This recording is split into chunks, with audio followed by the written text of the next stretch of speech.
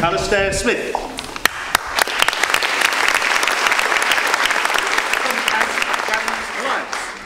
Okay, thank you very much. I'm delighted to be here. I've spoken in all the 4 schools affected, and listen, I want you to remember there are 4 schools that are facing forced academy: Coleraine Park, Nightingale, Knoll Park and Downhills. Don't forget the other 3 schools. We're here in Downhills, but don't forget the other 3. And I want to just tell you something that might be quite sobering. There are a lot of very angry parents in Haringey schools because they feel let down. And when I've spoken in these schools, they've said to me, well, Alasdair, you say Anti Academy, but hey, it's not working now, so why shouldn't we try the academy? And it's a very, very important argument, and one we can't duck. And I'm worried when I hear that the local authority is not supported by some parents. I'm worried, actually, when I go to some of these schools and I hear that the parents don't support the governing body or the head teacher. And I'm really worried about that, and I think that we've got to think as a whole community, how do we resolve that? But the truth of the matter is, we are being sold by national politicians a lie. And the lie is this. There are 2 main strands to Michael Gove's lie. The first is that it's about school improvement, and the second is that this is somehow a democratic move, and that it's about social justice. And I want to start really with the social justice issue, because if you look at what is going on in our schools, if you actually put it in its proper context, and read about the cuts that are coming to our schools, you'll know that Michael Gove and the coalition government are planning 15% cuts to school budgets in the next 3 years. 15% cuts. That is precisely the sort of programmes, one-to-one tuition, ethnic minority achievement support, behaviour support, that raises standards. So when Michael Gove comes to us and says that we are enemies of profit and that we aren't serious about improving standards, he has the cheek, because he is going to have the worst impact on standards in our schools. So don't fall for the lie that this is anything to do with social justice. But I think the other thing that's crucial that I want to say, and it's been alluded to, and it's hard coming forth on the platform, is about school improvement, because this is the crucial issue, because there's no parent in this room who doesn't want a better school for their child. There's no teacher in this room who doesn't want a better school. There's no head teacher who isn't working day and night to make their schools better, and no governor. But the trouble is, we are being sold a version of school improvement that says academies are better. And I want to disagree with David. He said that we would disagree, and that's fine, and I'm happy that we can disagree, and we are a coalition. But a better coalition than the national government. But I want to disagree because I want to try and shed some light on the academies in its wider context, because whenever you mention academies, they go on about Mossbourne School in Hackney. Oh, it's the most successful school, and to be honest, I'm delighted for the children and the parents who go to Mossbourne. It's been fantastic. Good, I'm delighted. I wish every school could be so successful. But Mossbourne School did not transform the school that it replaced. Hackney Downs was shut down 5 years earlier. Mossbourne School got £30 million of new building, generous transitional funding. It was funded as part of a political project.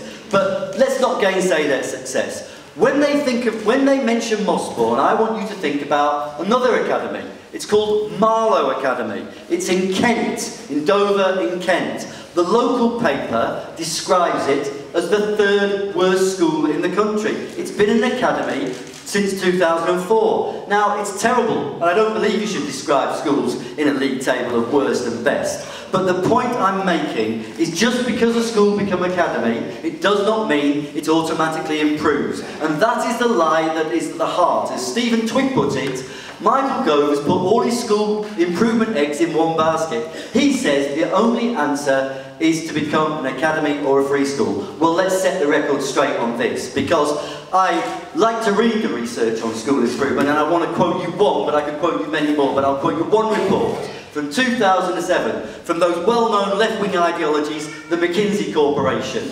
These people wrote a report and the headline conclusion was this: the quality of an education system cannot exceed the quality of its teachers.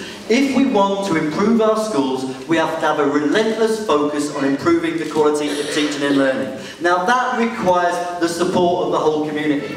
There is not a shred of evidence that changing the structure improves the school. It is changing the quality of teaching and learning. It means supporting our teachers, bringing our parents in, building, as Michael Fullan calls it, building capacity.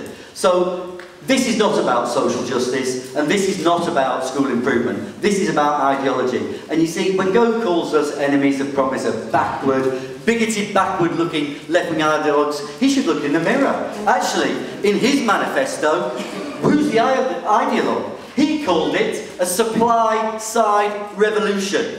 That's what he calls it, a schools revolution. This is the same man who spent the first year of office having 27 meetings with the Murdoch News Corporation, but didn't visit a single special school. Who is the ideologue here, Mr. Gove? It certainly isn't the parents and the teachers, the governors and the staff in Haringey. So Gove should look in the mirror. I just want to make one last point about campaigning, because I think it's important. David mentioned the judicial review. It's important, but it's not enough.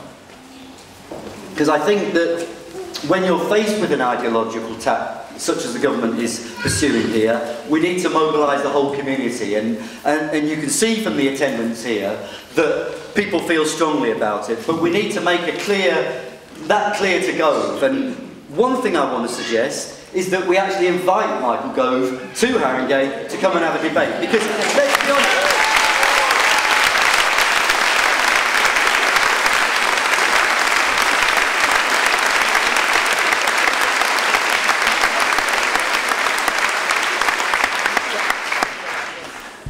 Gove's a very important man. He's the Secretary of State for Education.